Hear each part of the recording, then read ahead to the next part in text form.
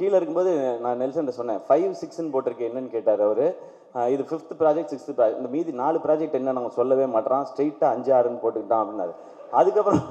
அதுக்கப்புறம் அவன் பேசும்போது இந்த வருஷம் 2 படம், அடுத்த வருஷம் 2 படம் அனௌன்ஸ் பண்ணுறோம், அதுக்கப்புறம் சீரீஸ் அனௌன்ஸ் பண்ணுறோம். இவன் எல்லாம் அனௌன்ஸ் பண்ணுறோன்னு மட்டும்தான் சொல்கிறான், எப்போ ரிலீஸ் பண்ணுறோன்னு சொல்கிறானா பாருன்றாரு அவர். இப்படி தான் எங்கள் கான்வர்சேஷன் போயிருந்தது. பட் சினிஷ், உங்களுடைய எனர்ஜிக்கு நீங்கள், நான் ஏன் சினிஷோட எனர்ஜின்னு சொல்கிறேன்னு ஒரு 40 வருஷமாக இருக்கார் இண்டஸ்ட்ரியில். நீங்கள் பார்த்துட்டு இப்போ தான் முடிச்சு புதுசாக வந்து ஃபஸ்ட் டைம் ட்ரை பண்ணுறாருன்னு ஒரு ஒரு ஒரு யங்ஸ்டர் ஒருத்தர் சினிமாவுக்குள்ளே வராரு, அவருக்கு சப்போர்ட் பண்ணணும் அப்படின்னு யூடியூப்பில் யாரும் கமெண்ட்லாம் போடாதீங்க. அவர் வந்து 40 வருஷம் ஆச்சு, அவர் ரொம்ப நாளாக இருக்கிறாரு. அண்ட் எல்லோரும் அவர் கூட ஒர்க் பண்ண எல்லாருமே வந்து இங்கே டைரக்டராக இருக்காங்க, சக்ஸஸ்ஃபுல் டைரக்டராக இருக்காங்க, நேஷ்னல் அவார்டு வின் பண்ணியிருக்கிறாங்க.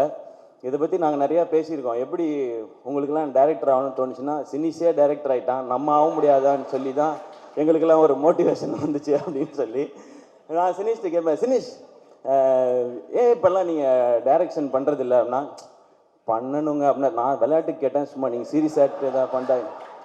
இப்போ ப்ரொடக்ஷன் நல்லா போயிட்டுருக்கு, பார்க்கிங் வந்து நல்லா பண்ணிட்டீங்க சூப்பர்னு சொல்லி. ஆக்சுவலாக எப்படிப்பட்ட உஷாரான ஆளுங்கிறதுக்கும் ஒரு பாயிண்ட் சொல்லிடுறேன். பார்க்கிங் படம் வந்து இன்னொரு ப்ரொடியூசரோட சுதனோட சேர்ந்து தான் அவர் பண்ணியிருக்காரு. அக்ரிமெண்ட் போடும்போது ஒருத்தன் என்ன கான்ஃபிடென்ஸ், என்ன உஷாராக இருந்தால் இந்த படத்துக்கு எந்த அவார்டு கிடைச்சாலும் நான் தான் போய் வாங்குவேன்னு ஒரு அக்ரிமெண்ட்டில் ஒரு பாயிண்ட் போட்டிருக்காங்கன்னா என்ன கான்ஃபிடென்ஸ் லெவல்னு பார்த்துக்குங்க. அவ்வளோ ஒரு உஷாரான ஆள். ஸோ அவார்டையே அப்படி பண்ணி வாங்கிப்பாருன்னா பணத்தை எப்படி செட்டில்மெண்ட் வாங்குவாப்லன்றதும் உங்களுக்கு நல்லா தெரிஞ்சு.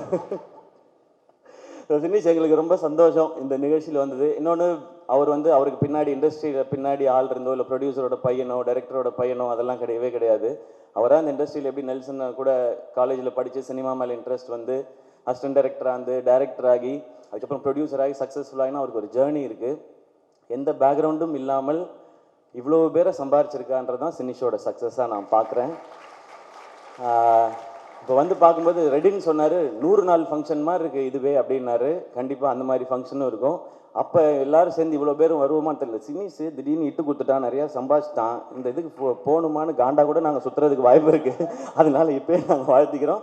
டெஃபினட்டாக இந்த படத்தோட கதை ஐடியா கேட்டப்போ இது எல்லாருக்கும் ப்ராஃபிட்டபுளாக ஆடியன்ஸை என்டர்டெயின் பண்ணுற ஒரு படமாக இருக்கும். நிஞ்சாக்கும் சூப்பர் ஹீரோக்கும் என்னுடைய வாழ்த்துக்கள்.